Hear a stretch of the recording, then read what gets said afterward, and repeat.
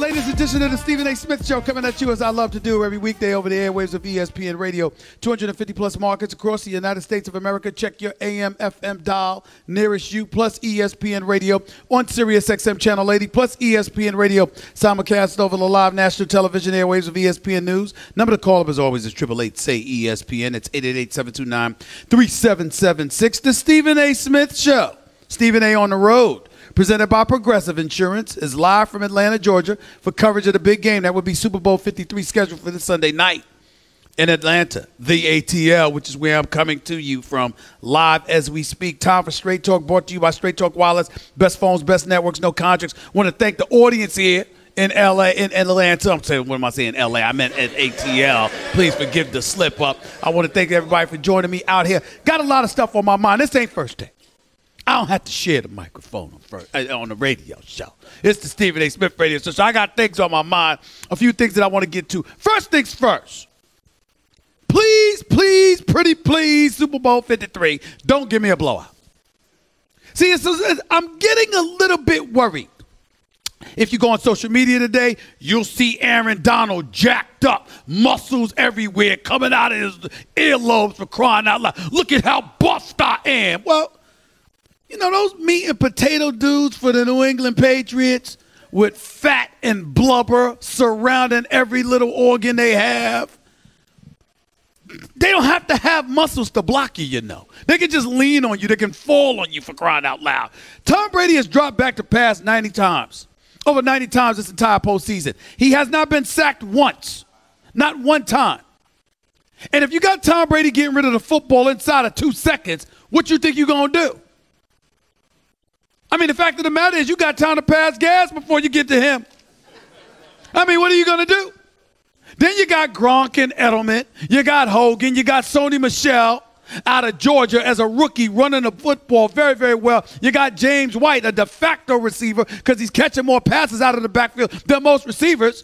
You're going against the 23rd ranked defense against the run in the Los Angeles Rams. Around 14th against the pass. You got to keep Talib back in the secondary, so that's buffered things a little bit. But you got Roby Coleman talking smack about the greatest quarterback, some would say, in the history of football.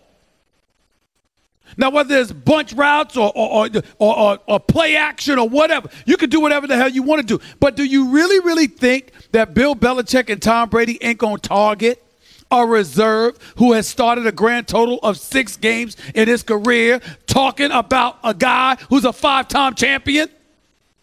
And 9 times this is his 9th appearance in the Super Bowl. Tom Brady has started in more Super Bowls than Roby Coleman has started in his career. I'm going to repeat that. Because, ladies and gentlemen, it's not just that Tom Brady, when healthy, hasn't missed a start since 2002. It's not just that the New England Patriots have won a minimum of 10 games a season for like 15, 16 years and counting. Ladies and gentlemen, you have to win you have to win a minimum of 2 playoff games, sometimes 3, in one season to get to the Super Bowl. Tom Brady's been to 9 of them now.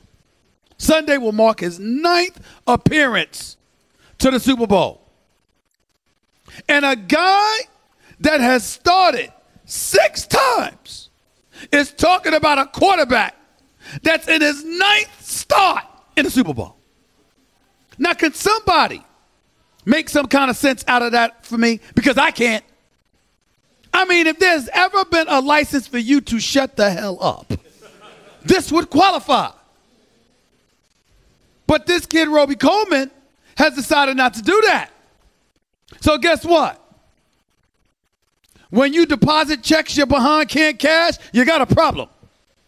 And this man's going to have to show up Sunday. Because if Tom Brady and those boys target him and they're successful, is he going to live it down? I don't think he will. So that's one angle that we have to discuss. We can get into how the Los Angeles Rams somehow, some way are going to have to manufacture a defense that's going to neutralize Tom Brady. We can go there. We can look at New England's defense. We can sit up there and look at how they've been playing. And we can ask ourselves, what are they going to do against this Rams offense? Jared Goff can't throw the football. Woods and Cooks can't catch it. This kid Higbee is no joke. Reynolds is filled in admirably since Cooper Kupp has gone down. And on top of it all, Todd Gurley, fresh off of 4 carries for 10-yard performance in the NFC Championship game, has got some things to prove. Maybe not prove, but things to make amends for. Todd Gurley's a stud. He don't have to prove a damn thing. We know he can ball. But you can't run for 10 yards in the NFC Championship game. Don't attribute it to injury. Say that you were perfectly okay, but that you just stunk. And then show up in the Super Bowl 2 weeks later and stink again. Can't do it. Can't do it. Ain't going to live it down.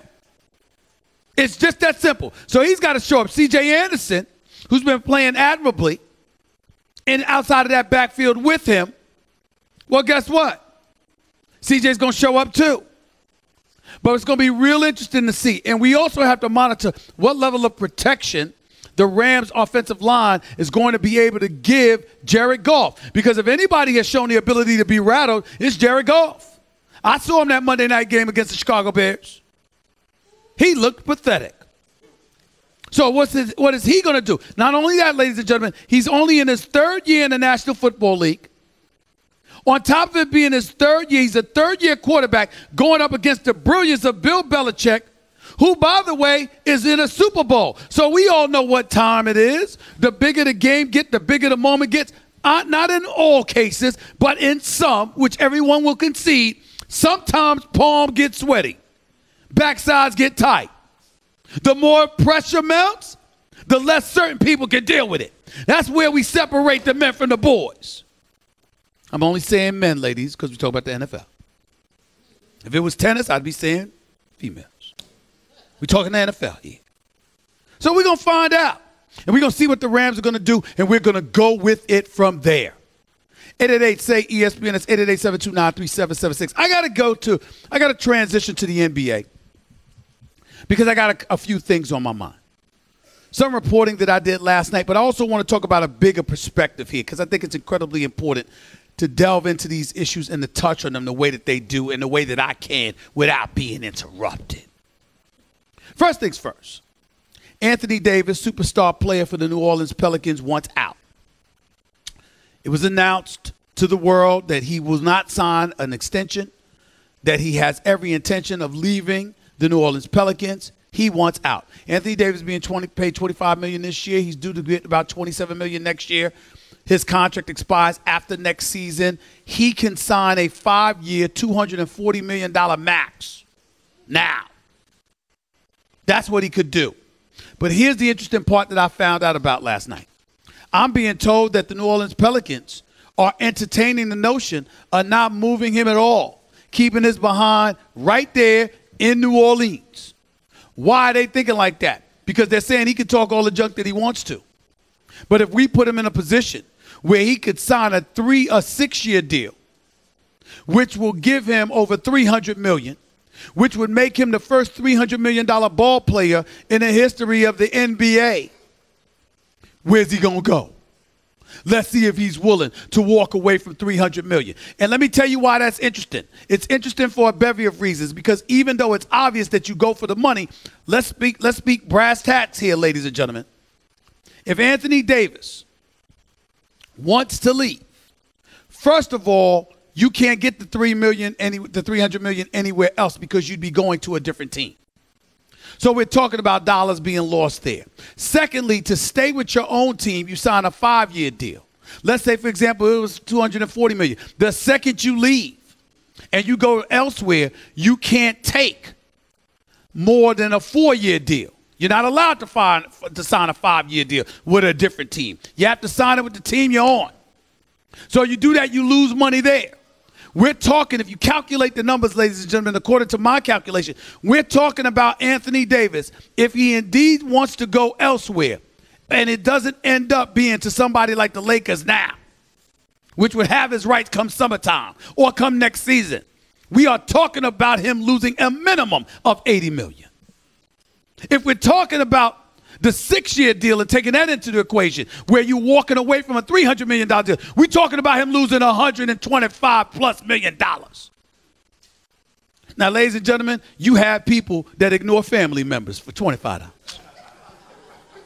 So what the hell are you going to do if you stand to lose $125 million plus? So that's the situation right now that you have to pay attention to when it comes or when it pertains to Anthony Davis. But here's where it gets even more complicated. I am not saying, as I said today on television, Magic Johnson has an agent under him named Rob Pelinka, who's no longer an agent. He's the general manager for the Los Angeles Lakers. I like Rob Pelinka. I don't have no issue with Rob Pelinka. And you have many people who may try to embellish or flat out lie about who he is, how he is, what their relationship is with him, et cetera, et cetera, et cetera. Here's the bottom line. When you're an agent, you usually make enemies. And you never know how that can interfere with some of the things cats may want to do.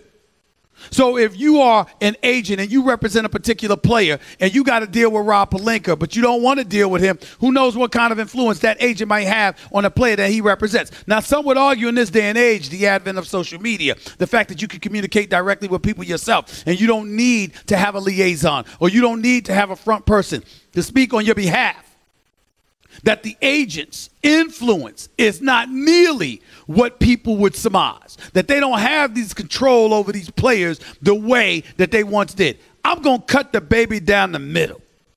I'm going to tell you that with the stars, that is absolutely correct. With the marginal players, oh, hell no, agents got influence. Because the bottom line is that those marginal players who don't command max dollars, don't have the endorsement deals, whose very financial success is contingent upon the contract that they sign with a respective team in their respective sport, really has no one to lean on but the agent or the representatives that they put before them, who communicates with the agent, who communicates with the teams, and ultimately negotiates the deals. So it gets very, very convoluted and very complicated. But in the end, what it comes down to is this.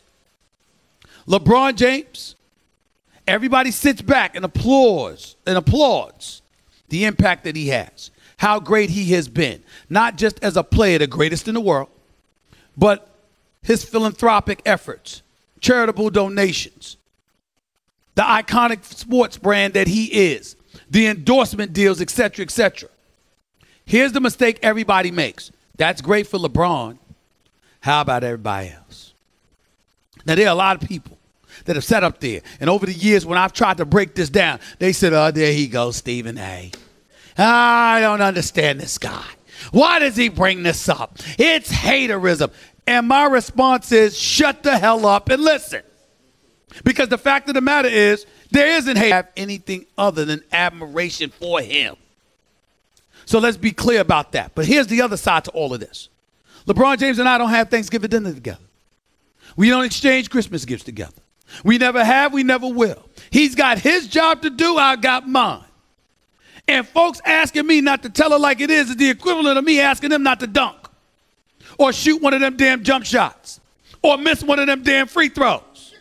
The bottom line is he's got a job to do, so do I. So we're going to have to tell it like it is. And here's the reality of the situation.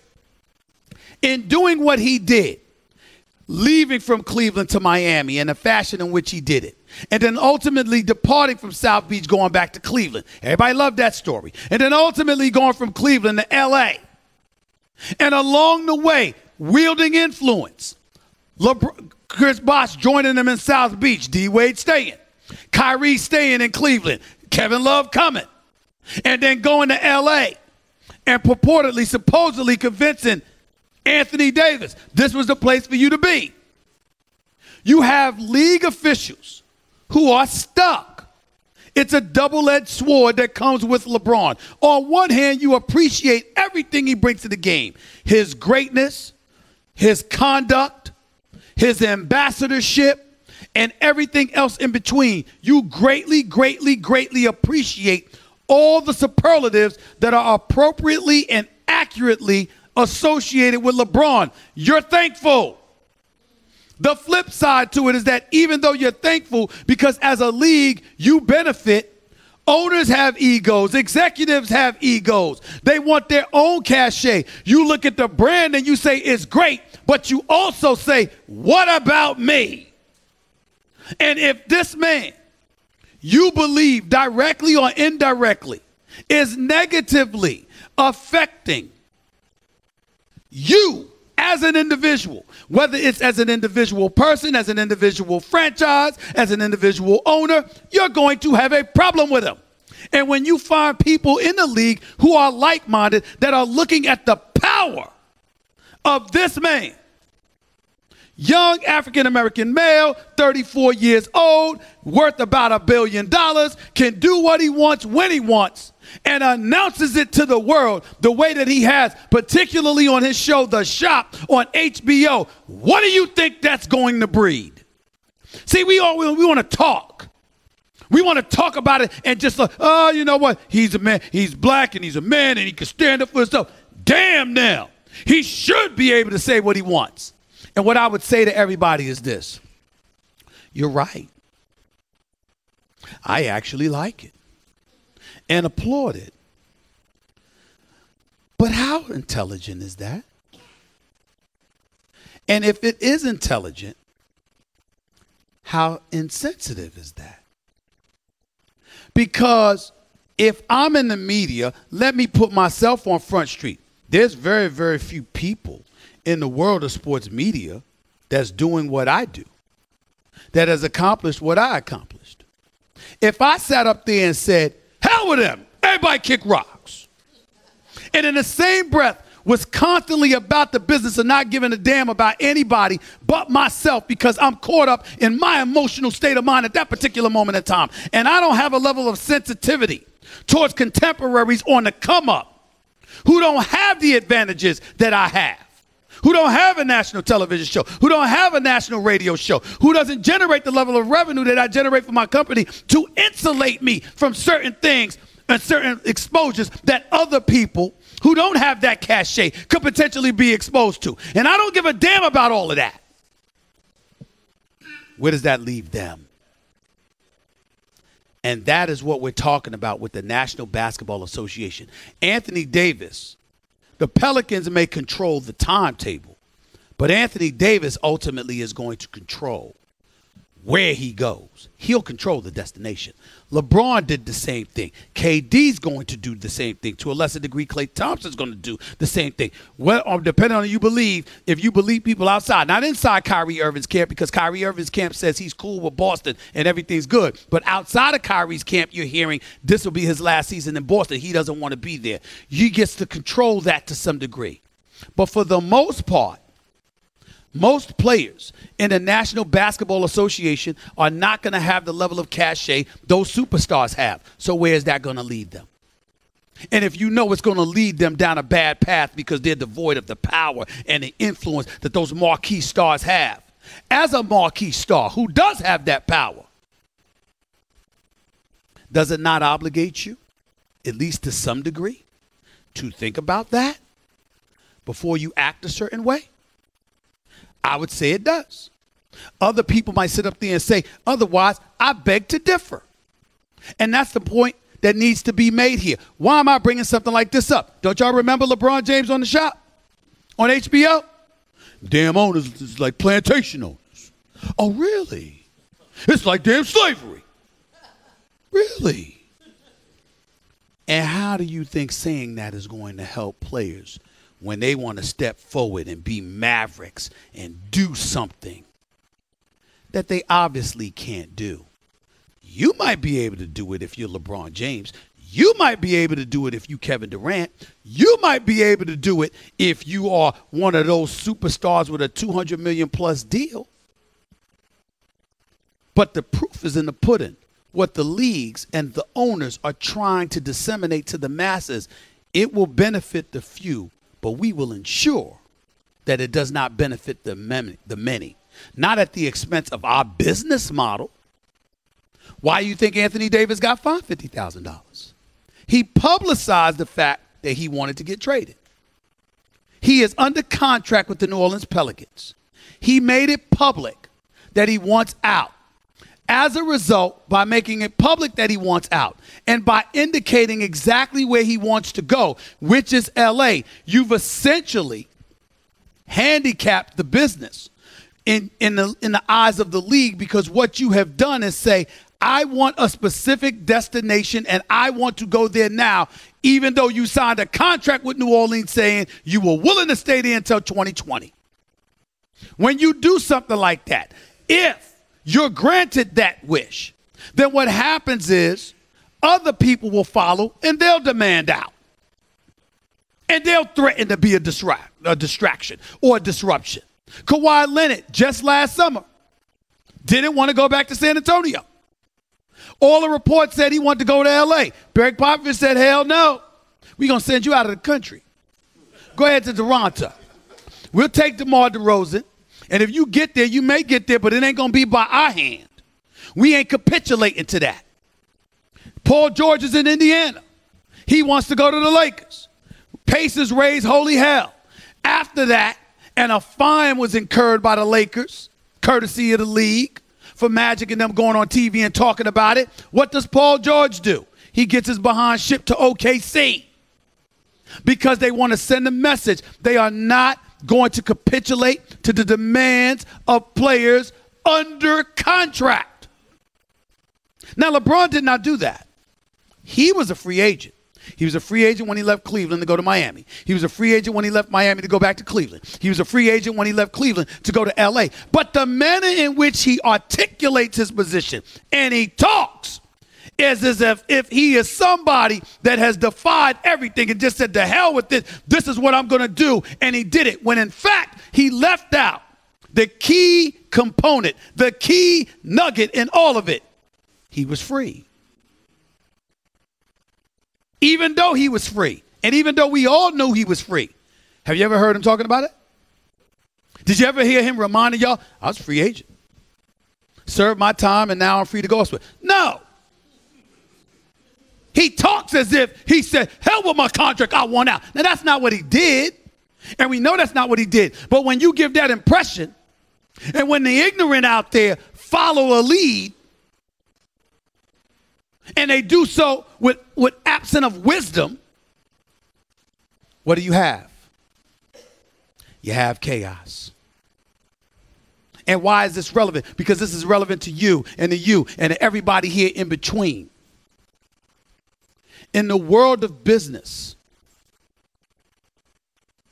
power matters. Not just perception, but real power. And emotions don't rule the day. It might rule the minute. It might rule the hour.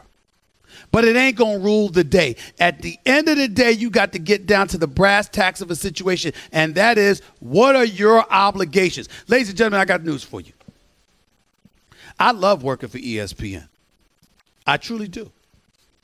It's a great place to work, great job, the whole nine. All of that's true. You don't think there's some days where I wouldn't mind leaving?